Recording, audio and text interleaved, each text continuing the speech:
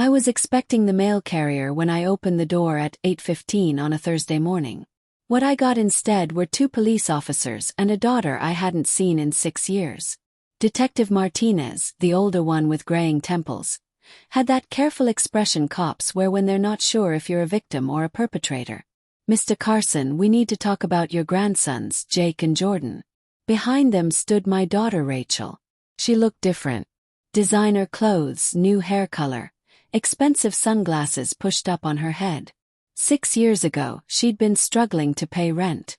Now she looked like someone who'd found money. Her eyes were red, probably from crying, though I'd learned long ago not to trust Rachel's tears. "Mr. Carson," she sobbed, reaching past the officers like we were filming a reunion scene. "Where are my babies? Where are Jake and Jordan?" I heard footsteps thundering down the stairs. The twins, 12 years old now and tall for their age, appeared in the hallway with their backpacks. They froze when they saw the woman at the door. "Grandpa." Jake's voice was uncertain. "Who is that lady?" Rachel's performance shifted into overdrive. "Hey, Jordan. Oh my God, my babies. Mom. It's Mommy." I watched the boys' faces. Confusion mostly. Jordan, always the more analytical one, squinted at her like she was a math problem he couldn't solve. Jake just pressed closer to his brother's side. "Mr. Carson," Detective Martinez continued, "there's been a report filed. Child abduction. We need to sort this out." That cold familiar feeling settled in my chest. Not panic. I'd been preparing for this moment for 6 years. I'd known she'd come back eventually. People like Rachel always do when they think there's something to gain. "Course, detective." Kept my voice level. "Please come in. This should be very interesting." I let them into my living room, the same room where the boys had learned to play chess, where we'd watched countless movies, where they'd fallen asleep during homework sessions. Rachel walked in like she'd never left, her eyes scanning everything, calculating that look. I knew so well. "I've been searching for them for years," Rachel told the detective, her voice breaking on cue. "Dad took them from me. I just needed a few days to get things sorted, and when I came back they were gone. He disappeared with my children." I almost smiled. The audacity was impressive. "If you're going to lie, go big." "Is that so?" I settled into my chair, the one I'd sat in reading bedtime stories for 6 years. "Detective, I have legal guardianship papers, court orders, custody agreements, all properly filed with the state of Texas. Would you like to see them?" The detective's expression shifted. He'd been expecting a custody dispute, maybe a misunderstanding. He wasn't expecting documentation. Rachel's tears evaporated. "Those papers are fraudulent," she said quickly. "He manipulated the system. He turned my boys against me." "Ma'am," Detective Martinez held up a hand. "Let's slow down. Mr. Carson, do you have these documents available in my office? Would you like me to retrieve them, or would you prefer to accompany me?" He nodded to his partner who followed me. Rachel stayed with the boys trying to approach them. I heard Jordan's voice mature beyond his 12 years. "Please step back. We don't know you. That's my boy." I thought 6 years I'd raised them. 6 years of baseball practice and science fairs and teaching them that they didn't have to accept anyone's claims just because they were made loudly. In my office, I pulled out the file I'd maintained since 2019. Every document, every court filing, every piece of evidence documenting Rachel's abandonment. The officer flipped through it, his eyebrows rising. "This is extremely thorough," he said. "I'm a retired engineer," I replied. "Documentation is what engineers do." We went back to the living room. Detective Martinez was reading through my documents now, his expression hardening as he went through page after page. Rachel noticed. "This is all fabricated," she tried again. "He's poisoned them against me. Look at them. They don't even recognize their own mother." "That's because you left when we were 6, Jordan said quietly. His voice shook slightly, but he didn't back down. "Grandpa showed us pictures so we wouldn't forget your face. But you never called, not once in 6 years, not even on our birthday." Detective Martinez looked up from the documents. Mrs. Blackwood. These are certified court documents from 2019. He paused. Actually, I see here your married name is Blackwood. Now you remarried. Yes, Rachel said defensively. I moved on with my life. I had to heal to Austin, I added softly. 3 hours away from Houston where the boys lived with me. Same phone number for 6 years. Same address on every school document. She knew exactly where to find us. She just didn't want to until now. What changed, Rachel? I kept my tone conversational. What brought you back after 6 years of silence? Her face flushed. I saw something flicker in her eyes. Fear maybe, or calculation. She knew I knew something. I have rights, she said, dropping the soba story, going hard. I'm their mother. I have legal rights to my children. No, I said pleasantly. You really don't. The detective handed me back my documents. Mr. Carson, we'll need you to come to the station, file a formal report. Ma'am, you too. He looked at Rachel with considerably less sympathy than he'd arrived with. If you want to pursue this, it'll go through family court. Rachel's jaw clenched. Fine. I'll see you in court, Dad. And I'll see you too, my babies. She reached toward the boys, but they both stepped behind me.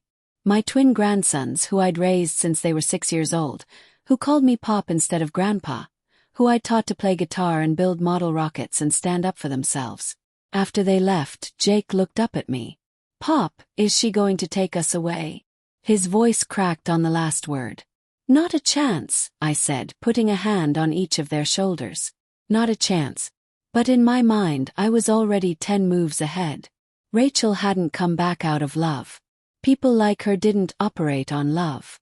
They operated on opportunity, which meant she'd found out about the settlement, the boys' settlement from the accident that had killed their father, my son Daniel. And if Rachel thought she could waltz back after 6 years of silence and claim what Daniel had fought to secure for his sons, she was about to learn a very expensive lesson in consequences. The memories always hit hardest at night after the boys were asleep, after I'd checked their room twice to make sure they were safe. That's when my mind pulled me back to March 2019. It started with a phone call, not a visit. Rachel's voice had been frantic. Dad, I need help. I need you to take the boys for a few days, maybe a week. I can't do this anymore. I'm drowning. I'd been retired for 3 years by then, living my quiet life in Houston. Rachel and the boys lived 20 minutes away. Daniel had died 18 months earlier in a construction accident, and I'd watched Rachel struggle with being a single mother to 6-year-old twins. I'd helped where I could. Paid for daycare, covered groceries, fixed things around her apartment, but I'd seen the signs, the way she looked at Jake and Jordan sometimes, like they were weights dragging her down. Of course I'll take them, I'd said. For as long as you need. She dropped them off that same night. 2 scared little boys with backpacks full of mismatched clothes. Pop? Jordan had asked, his small hand in mine. Is Mommy coming back? Course, buddy. She just needs a little break. By day 3, Rachel's phone was disconnected. By day 7, her apartment was empty. By day 14, I'd hired a private investigator. The report came back in April. Rachel Carson Blackwood had moved to Austin with a man named Derek Blackwood. New apartment, new job, new husband. The investigator included photos. Rachel and Derek at restaurants. Rachel posting on social media about new beginnings and fresh starts. Not one mention of 2 6-year-old sons she'd left behind. I'd sat in my office holding that report, feeling something break and reform inside me. My son Daniel had died protecting those boys' future. He'd fought with a construction company for months before the accident about safety violations. When he died, his final act had been documenting everything. His notes had been crucial to the wrongful death lawsuit, and now his widow had abandoned their children for a fresh start with a man who probably didn't even know Jake and Jordan existed. The hardest part was telling the boys. They were 6. Too young to understand abandonment, too young to process that their mother had chosen to walk away.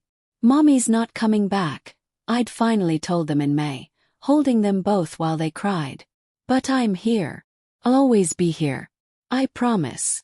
Jake had looked up at me with Daniel's eyes. Forever, Pop, forever.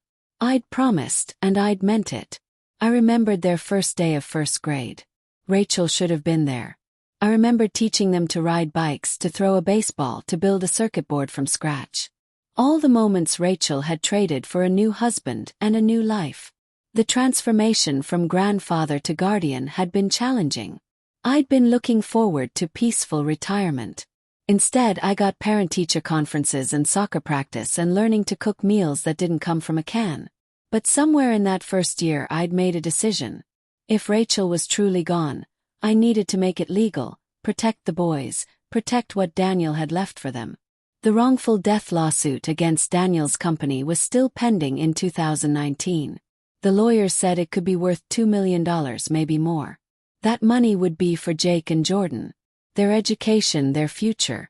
But if Rachel came back, if she suddenly decided she wanted to be a mother again, she could claim that money as their guardian. I couldn't let that happen.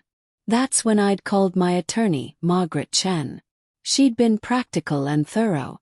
You need full legal guardianship, she told me. But we need to anticipate that the mother might come back eventually, especially if she learns about the lawsuit settlement. What if she voluntarily gives up her rights? Margaret had studied me carefully. If she'd do that, you'd have an ironclad case. But most parents won't sign away their children. What if we make it easy for her? What if we give her an out that lets her live her new life without guilt or obligation? I thought about it for a week. Rachel had made her choice clear through her actions, but I needed it in writing.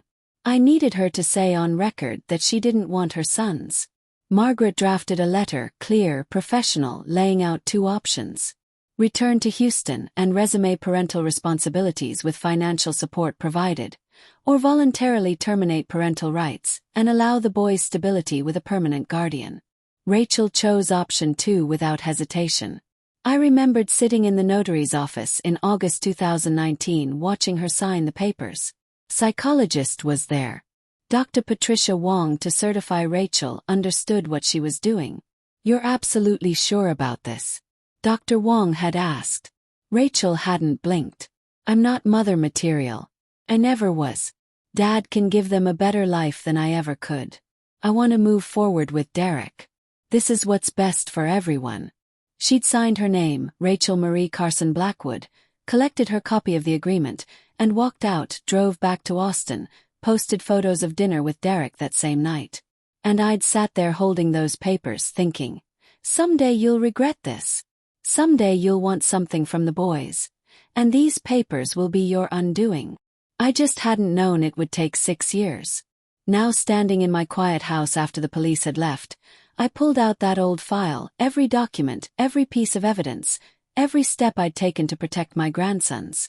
And at the very back, in a sealed manila folder, the crown jewel, Rachel's voluntary termination of parental rights, notarized and witnessed, with her written statement about abandoning Jake and Jordan.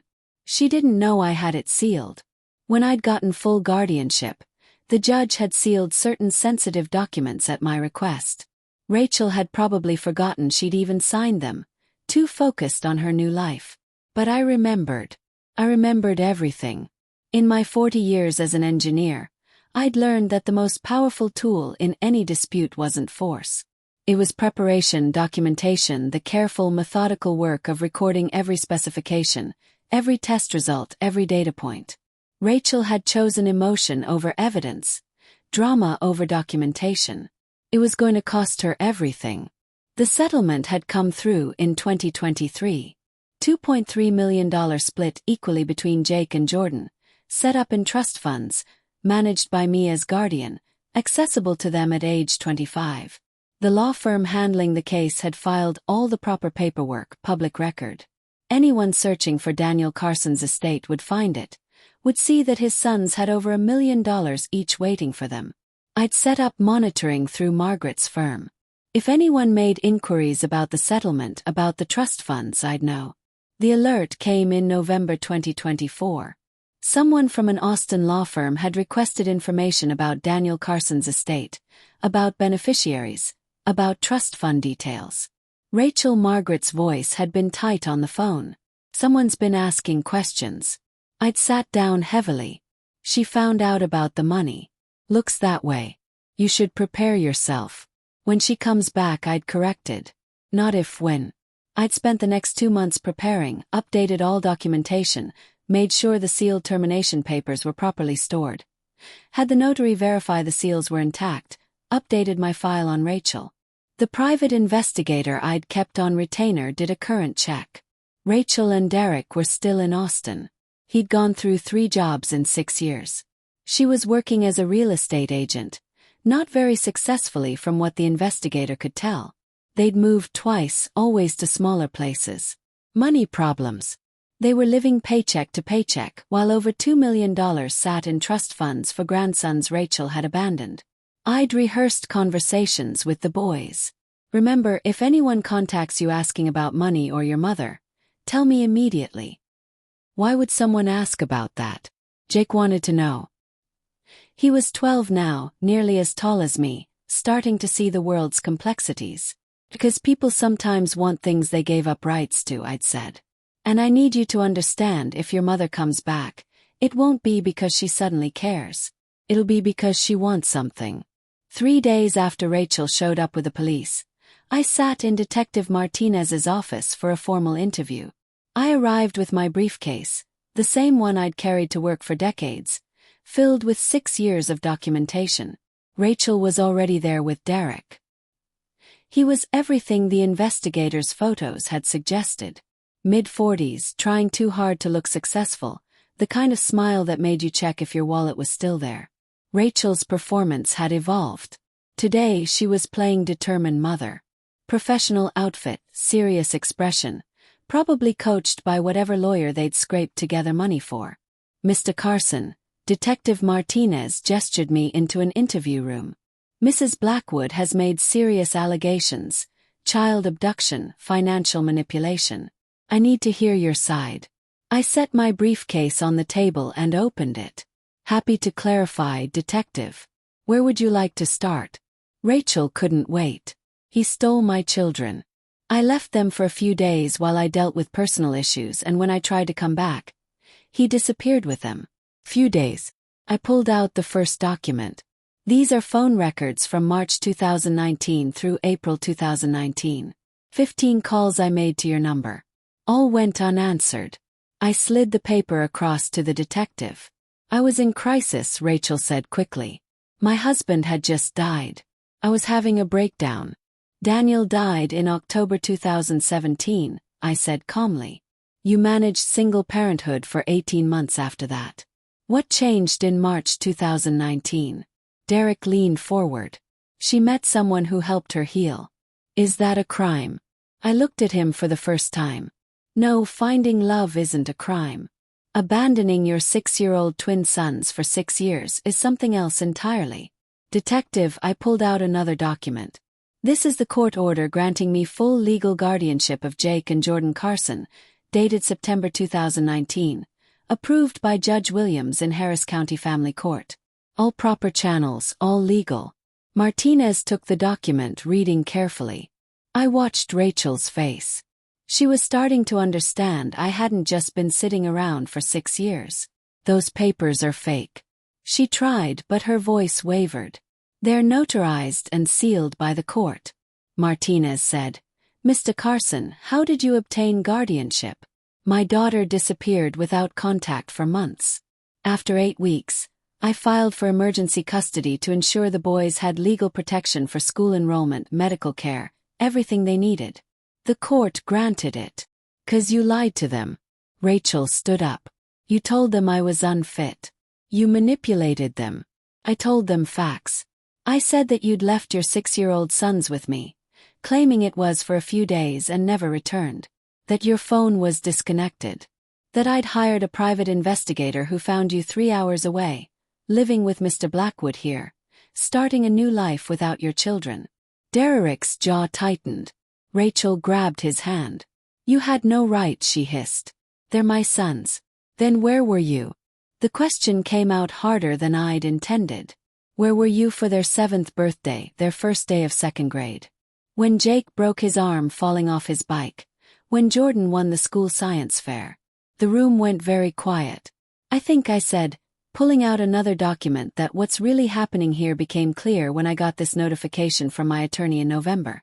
Someone using an Austin law firm made inquiries about Daniel Carson's estate, about the wrongful death settlement, about assets held in trust for his sons.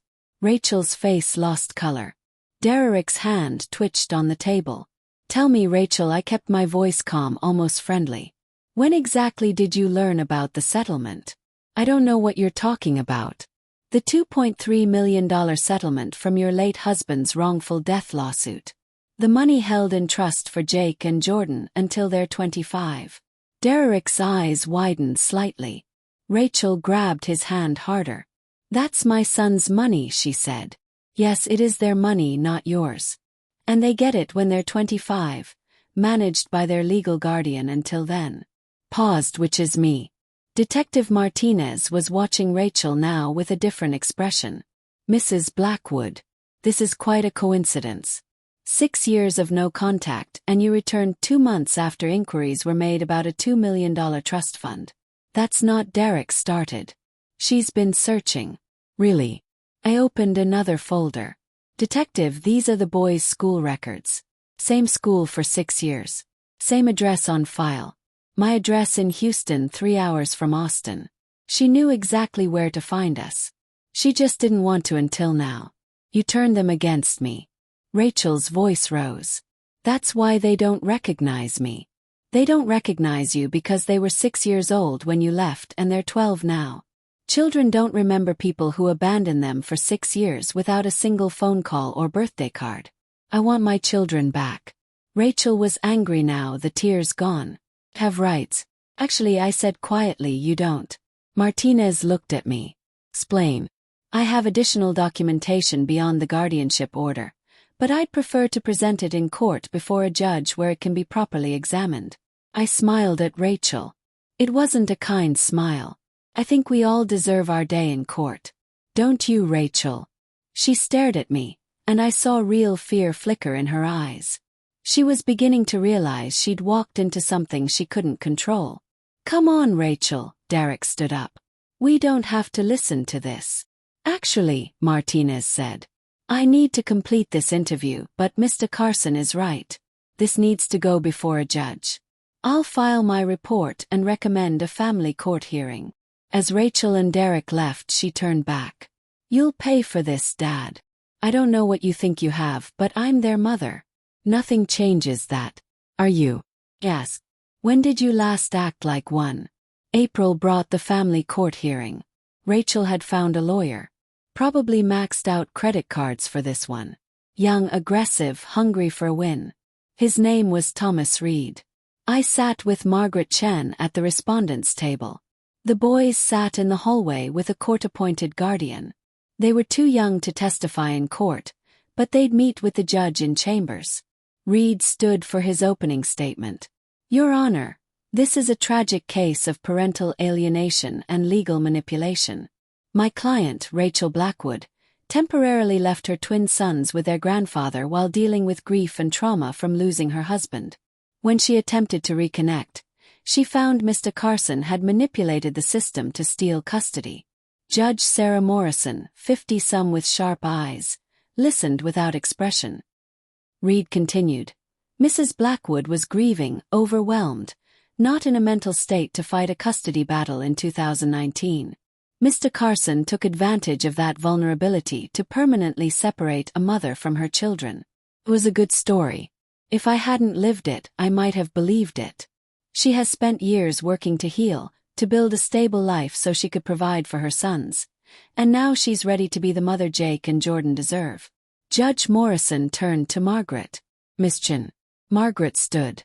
She didn't pace, just looked at the judge with calm certainty. Your Honor, Mr. Carson obtained guardianship through proper channels in 2019. He has raised his grandsons for 6 years. They're honor students, play multiple sports, are in therapy to process abandonment trauma. They're thriving. She stole them from me. Rachel burst out. Reed grabbed her arm, but she shook him off. He poisoned them against me. He took my children and turned them into strangers. Mrs. Blackwood. Judge Morrison's voice went cold. One more outburst and you'll wait outside. Do you understand? Rachel subsided, but fury burned in her eyes. The testimony began. Reed called Rachel first. She told her story well. The grief, the trauma, the temporary separation that became permanent because I'd hidden them. She cried at the right moments. Talked about searching for her sons, missing them every day. And when did you discover where they were? Reed asked. Recently, Rachel said carefully. I've been searching. But Dad had hidden them. Hidden them at the same address where you left them. I murmured to Margaret. At the same house you'd had for years. Margaret's lips twitched slightly. Reed moved to his conclusion. Your Honor, every child deserves their mother. Mrs. Blackwood made mistakes, but she's ready now. We ask that custody be returned to her with Mr. Carson receiving visitation rights. Judge Morrison looked at Reed's documents. Then at Margaret. Miss Chen, your client wishes to respond. He does, Your Honor. I stood, reached into my briefcase, pulled out the brown manila folder I'd kept sealed for 6 years. Your Honor, I'd like to submit additional evidence. Objection. Reed was on his feet. We weren't notified. They're part of the original guardianship file, Margaret said smoothly. Sealed by court order in 2019. Mr. Carson is requesting they be unsealed and entered into evidence. Judge Morrison frowned. Approach. We walked to the bench. Margaret, Reed and me. The judge took the folder, examining the seal. Her eyebrows rose. This was sealed by Judge Williams in 2019. Yes, Your Honor. I requested certain sensitive documents be sealed to protect all parties, but given Mrs. Blackwood's claims, I believe they're now relevant. The judge broke the seal and began reading. I watched her face. The first page brought surprise. The second, her expression hardened. By the third page, she looked at Rachel with something approaching disgust. Mrs. Blackwood, she said, her voice cutting across the courtroom. Do you know what's in this document? Rachel looked confused. No, Your Honor. The judge looked at me. She doesn't know. Not yet, Your Honor. Judge Morrison sat back. This needs to be read into the record. Mr. Reed, you'll want to hear this. Reed looked confused. Rachel looked terrified. Derek, sitting in the gallery, leaned forward. I returned to my seat. Judge Morrison's voice was ice as she began reading. Voluntary termination of parental rights. Rachel Marie Carson Blackwood. Dated August 15, 2019. The courtroom went silent. You could have heard a pin drop. Rachel's face went white. Derek's mouth fell open. Reed spun to look at his client. Shock and fury wearing on his face. I, Rachel Marie Carson Blackwood, do voluntarily and permanently terminate all parental rights to my sons Jake Daniel Carson and Jordan Michael Carson. This document is signed in the presence of a notary public and Dr. Patricia Wong, licensed psychologist who certifies I am of sound mind and understand the permanent and irrevocable nature of this action. Rachel made a sound like she'd been hit. Derek had his head in his hands. Reed looked like a man watching his case collapse in real time. Judge Morrison turned the page. And here we have a personal statement from Mrs. Blackwood. She looked at Rachel over her reading glasses. Would you like me to read this aloud? No, Rachel whispered. Please no. I think the court needs to hear it.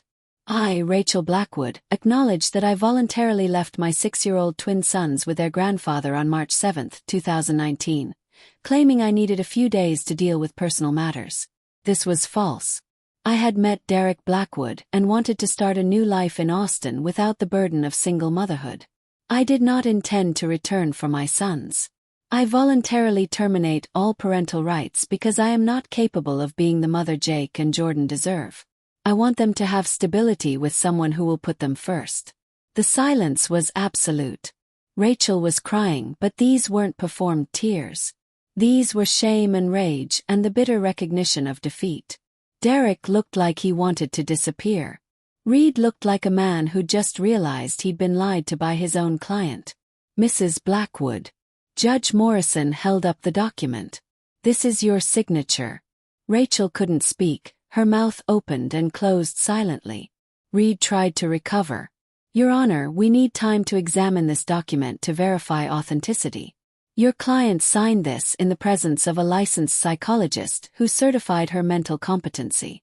Judge Morrison flipped to another page. Dr. Wong, is she available? She's in the hallway, Margaret said. We anticipated she might be needed. Course we did. 6 years of preparation meant anticipating everything. Dr. Wong was brought in. A composed woman in her 60s. She studied the document and nodded. Yes, Your Honor. I was present when Mrs. Blackwood signed this in August 2019. And her mental state completely lucid, calm. She understood exactly what she was signing. I asked her multiple times if she was certain, if she understood this was permanent. She said yes every time. Rachel made a broken sound. Derek had his arm around her, but he looked like he wanted to bolt. Did she appear coerced? Not at all. Mr. Carson wasn't even present. It was just Mrs. Blackwood, myself, the notary, and her attorney, Miss Chen. Your Honor, Reed said desperately. Depression can manifest as calm acceptance. My client had lost her husband 2 years earlier, 18 months earlier. Corrected quietly. Daniel died in October 2017. This document was signed in August 2019. And if I may, Your Honor, the judge nodded. Rachel didn't just sign termination papers. She provided a detailed timeline. Would the court like to hear it? Rachel's face went gray. Reed was shaking his head at her frantically. March 7, 2019. Judge Morrison read.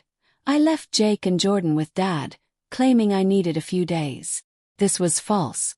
I had already moved money into a joint account with Derek and planned to start a new life. March 8, I moved to Austin into Derek's apartment. March 15, I blocked Dad's number because his calls about the boys were inconvenient. March 25, the boys' 7th birthday. I did not contact them. The courtroom was silent except for Rachel's quiet crying. April through July 2019, the judge continued. I made no attempt to contact my sons or inquire about their welfare. When Mr. Carson's attorney contacted me about termination papers, I was relieved to have a legal way to end my obligations without financial responsibility for child support. Reed stood. Your Honor, this document was clearly obtained under duress. Sit down, Mr. Reed.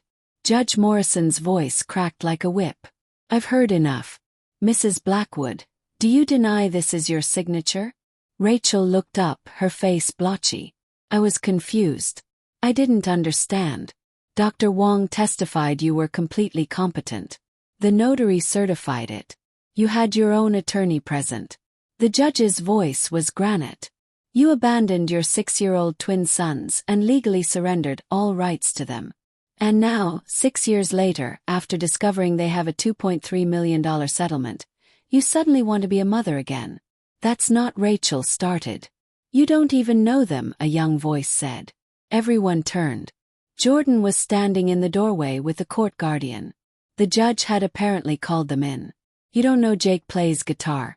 You don't know I want to be an engineer like Pop. You don't know anything about us because you chose not to. Baby, Rachel reached toward him. Don't, Jordan said firmly. We're not your babies. We haven't been your babies since we were 6. Judge Morrison was quiet for a long moment.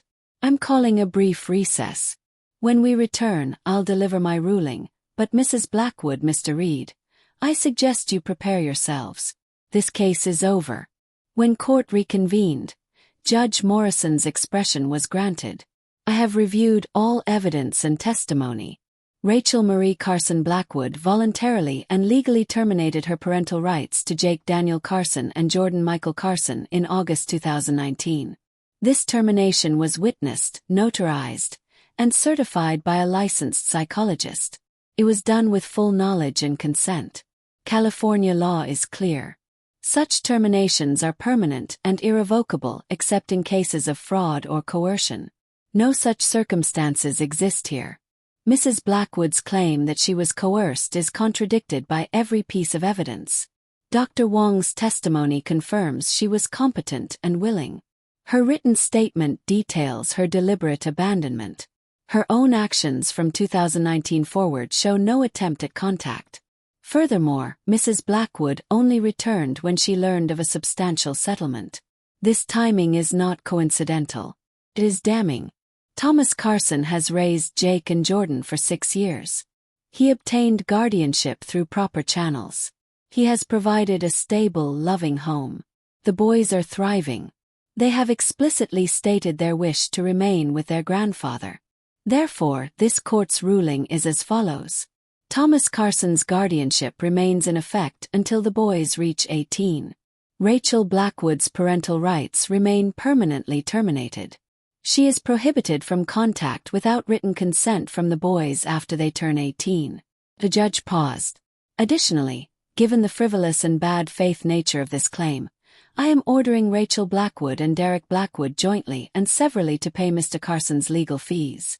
$15,000. Payment due in 90 days. Derek's head snapped up. $15,000. Then I suggest you find it, Mr. Blackwood. You filed false allegations, wasted court resources, and attempted to manipulate the legal system for financial gain. There are consequences.